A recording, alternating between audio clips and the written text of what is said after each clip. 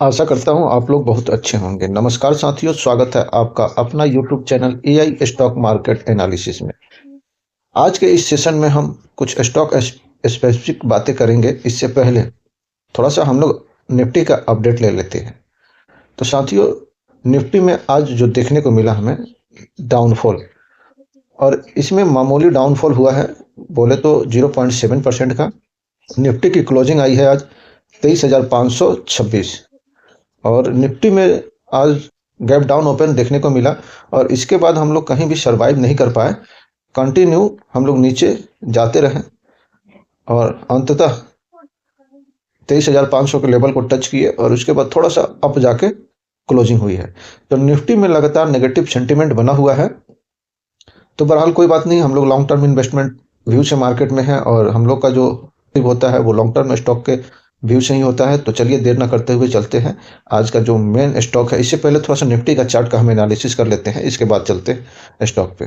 तो जैसा कि हम सभी देख पा रहे हैं कि निफ्टी कंटिन्यू, अगर हम देखें मई से ही जिस लेवल पे मई में पहुंच गया था निफ्टी, उसके बाद एक अच्छा अप ट्रेंड देखने को मिला, और कंटिन्यू हम लोग ये डबल बॉटम बनता हुआ नजर आ रहा है।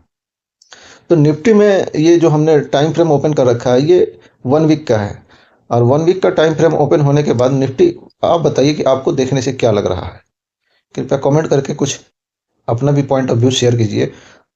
और निफ्टी एक रेंज बाउंड में पिछले कई कारोबारी सत्र से हमें कामकाज करता हुआ दिख रहा है।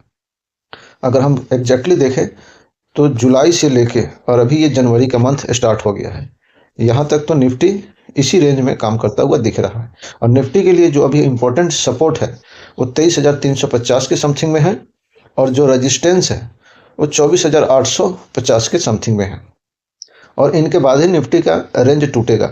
अभी ये अपने सपोर्ट के पास में ही काम करता हुआ दिख रहा है। तो चलिए देर न करते हुए चलते हैं सीधे अपने टॉपिक पे। हाँ, निफ्टी थोड़ा थोड़ा डाउन हो रहा है, लेकिन पोर्टफोलियो में मार जबरदस्त पड़ रही है, और ये पड़ रही है मिड कैप और स्मॉल कैप डाउन होने के वजह से ही।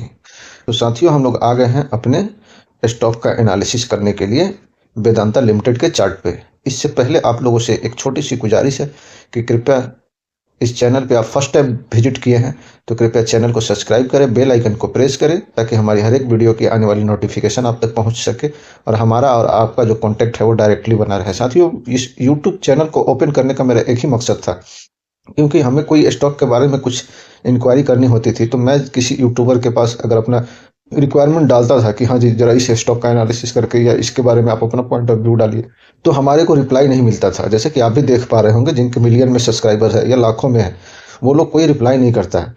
तो मेरा एक मकसद था कि कम से कम हम लोग छोटे इन्वेस्टर हैं, छोटे लोग हैं, तो कृपया एक दूसरे से संपर्क, हमारे पास जितने भी कमेंट आप करके देखिएगा, हम कोशिश करते हैं इमीडिएट रिप्लाई करने का, और मेरा जो भी अपना पॉइंट ऑफ व्यू होता है हम एक दूसरे से डिस्कस करते हैं, कम से कम एक दूसरे का दुख दर्द तो जान सके। चलते हैं सीधे अपने टॉपिक पे। बस रिक्वेस्ट हमारा एक ही है, कम से कम चैनल को सब्सक्राइब करें, जिससे आपका और हमारा डायरेक्ट कॉन्टैक्ट बना रहे। तो देर न करते हुए देखते हैं आज वेदांता लिमिटेड के स्टॉक के बारे में।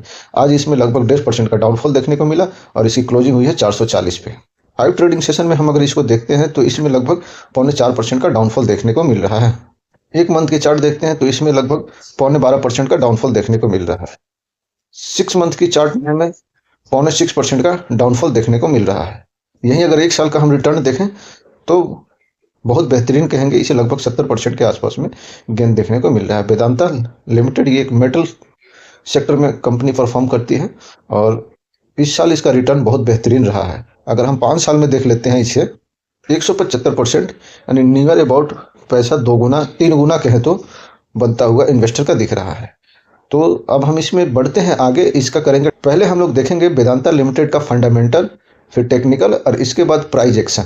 आप वीडियो के अंत तक बने रहिएगा, जरूर आपको देखते हुए बहुत अच्छा लगेगा, और एक एक पॉइंट पे हम लोग नज़र डालेंगे, और लॉन्ग टर्म और शॉर्ट टर्म इन्वेस्टर को क्या करना चाहिए और क्या नहीं करना चाहिए, इस पे अपना पॉइंट ऑफ व्यू रखेंगे। तो रिक्वेस्ट है आप लोगों से कि वीडियो के अंत तक बने रहिएगा।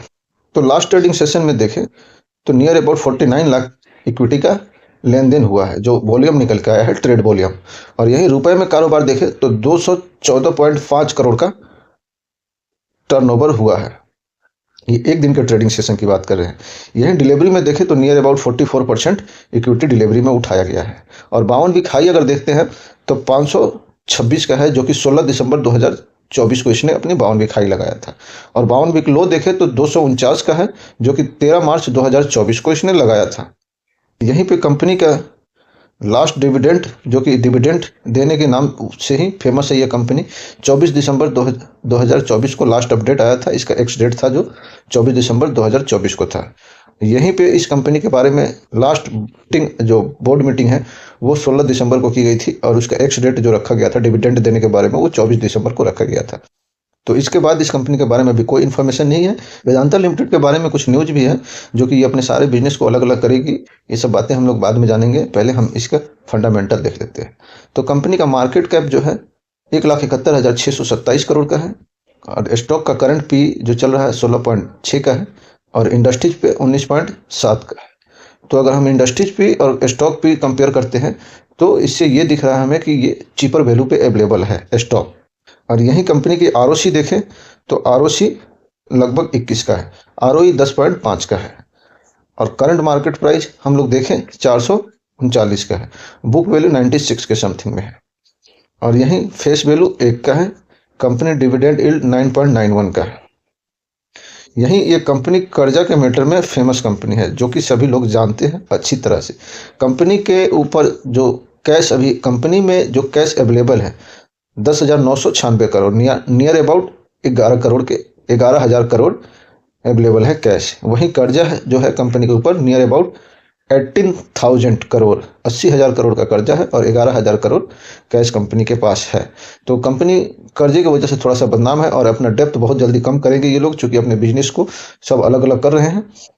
यहीं आपको जो ब्लैक लाइन दिख रही है, ये चार्ट मैंने 1 साल का ओपन कर रखा है। ब्लैक लाइन जो है वो 200 डीएमए का है, और जो पीली लाइन है वो 15 डीएमए का है। तो 200 डीएमए से ऊपर अभी स्टॉक ट्रेड करता हुआ नजर आ रहा है, और 15 डीएमए के नीचे ट्रेड करता हुआ 1 साल के चार्ट में आप लोगों ने देखा। 3 साल में भी सेम कंडीशन है, और अगर 5 साल में देखें तो 5 साल में भी सेम कंडीशन है। यही स्टॉक पी हम लोग देखते हैं तो 5 साल का जो मीडियम पी स्टॉक का निकल के आ रहा है ये 7.5 का है, और करंट अभी ट्रेड कर रहा है नियर अबाउट 16.5 पे। ये 5 साल की चार्ट हम लोग देख रहे हैं। एक टाइम तो ऐसा आया था कि ये नियर अबाउट 15 के आसपास में पहुंच गया था। और यही 3 साल पे देखते हैं तो 3 साल पे कंपनी का मीडियम पी 10.6 का है, और अभी 16.5 पे ट्रेड कर रहा है। तो अगर हम लॉन्ग टर्म के हिसाब से नज़रिए से देखें तो कंपनी थोड़ा सा एक्सपेंसिव नज़र आ रहा है। यही कंपनी का कुछ प्लस पॉइंट है और कुछ माइनस पॉइंट है।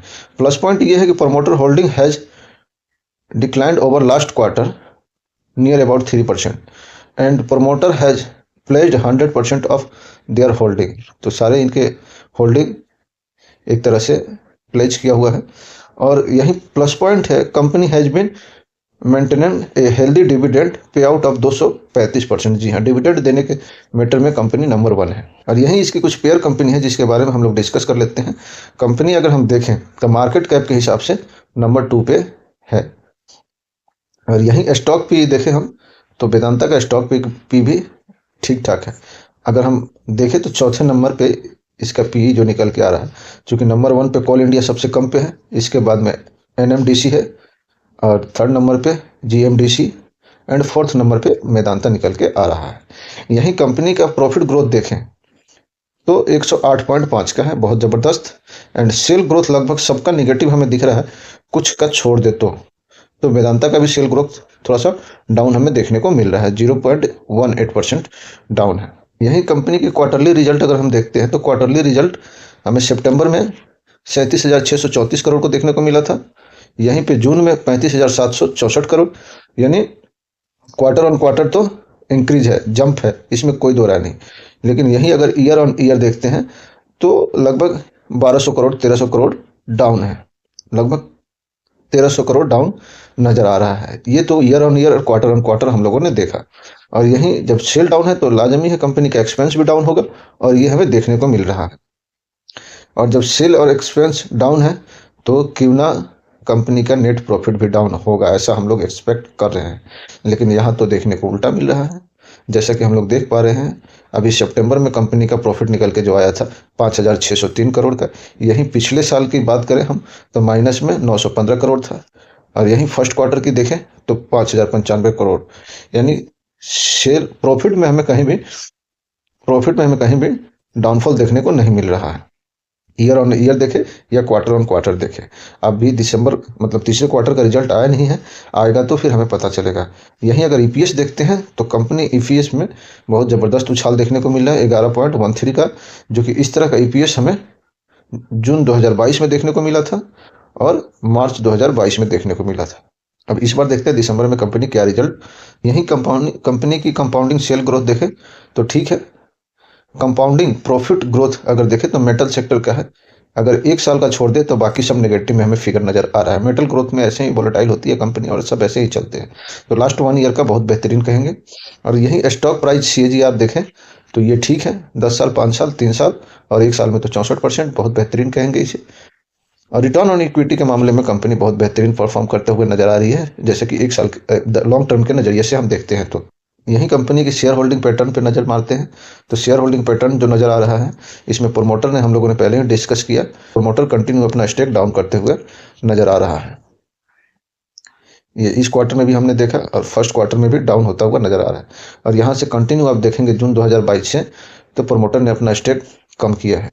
यही एफआई सितंबर 2022 से अगर कंपेयर करें तो एफआई कंटिन्यू अपना स्टेक बढ़ाते हुए नजर आ रहे हैं। यहीं अगर डीआई भी देखें तो डीआई भी इनसे कम नहीं है, डीआई भी अपना कंटिन्यू स्टेक बढ़ा रहे हैं। ये अच्छी बात है इस स्टॉक के लिए। एफआई डीआई अगर बढ़ा रहे हैं स्टेक, गवर्नमेंट का स्टेक 0.07% कंटिन्यू वहीं बरकरार है। पब्लिक का सेंटीमेंट थोड़ा सा अप एंड डाउन होते रहता है, तो पब्लिक 15% 16% के आसपास में पड़े हुए हैं। यहीं अगर अदर की देख ले तो अदर का स्टेक मामूली है 0.16%।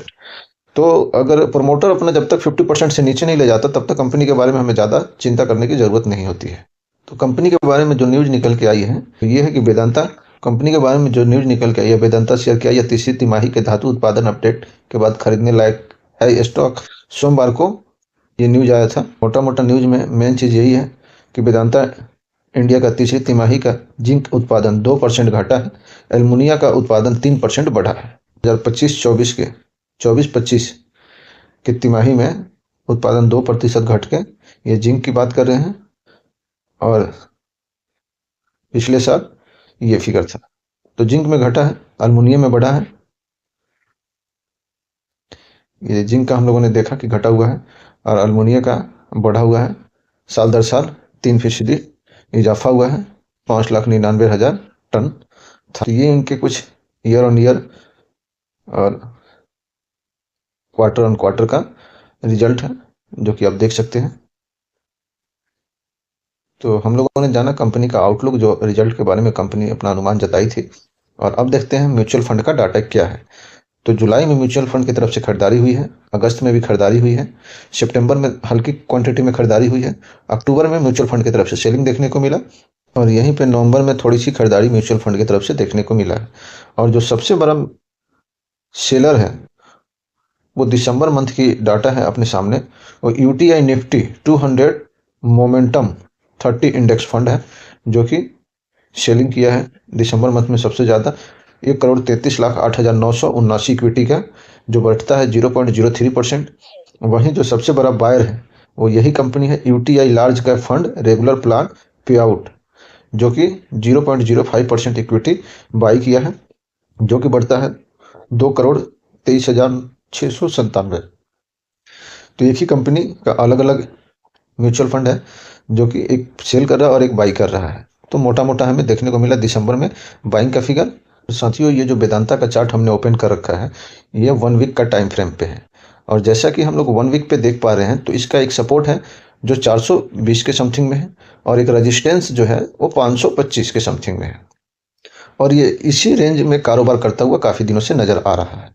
और इसके पीछे का वजह भी है, जैसा कि हम लोग कंपनी का फंडामेंटल देख रहे थे तो फंडामेंटल में हमें क्या देखने को मिला कि कंपनी का सेल, एक्सपेंस और प्रॉफिट कंटिन्यू स्टेबल है। थोड़ा हल्का सा अप एंड डाउन है, कभी ऊपर है कभी नीचे है, लेकिन स्टॉक में जो हमें एक रैली शार्प देखने को यहाँ पे मिला था।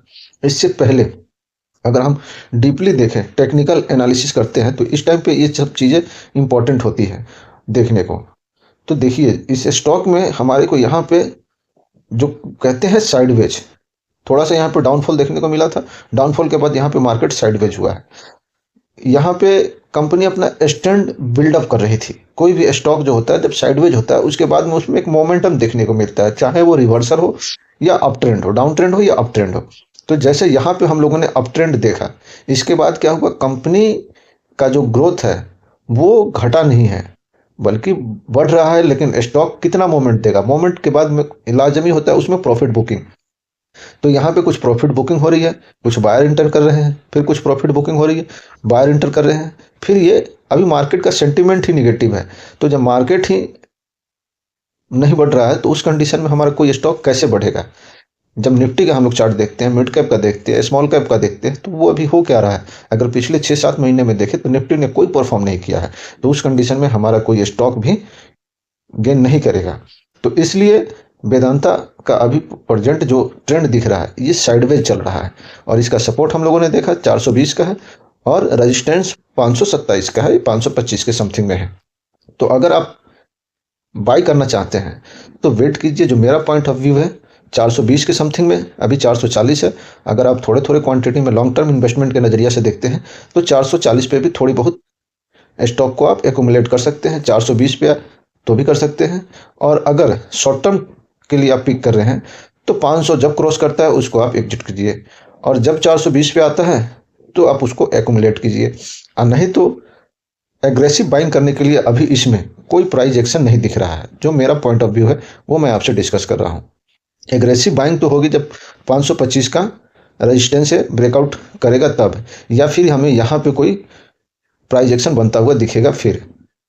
तो आशा करता हूँ आपको हमारी तरफ से दी हुई जानकारी से आप संतुष्ट होंगे। तो कृपया चैनल को सब्सक्राइब करें, वीडियो को लाइक करें एंड शेयर करें, और वेदांता का आपके पास कितना स्टॉक पड़ा हुआ है ये कमेंट करके जरूर बताएं। या बाइंग करने की आप सोच रहे हैं या किसी और स्टॉक के बारे में कोई एनालिसिस चाहिए तो उस स्टॉक का नाम कमेंट बॉक्स में जरूर दें। साथियों, ये हमारा और आपका जुड़ने का एक माध्यम होता है। मिलते हैं अगले वीडियो में, तब तक के लिए जय हिंद, वंदे मातरम, भारत माता की जय।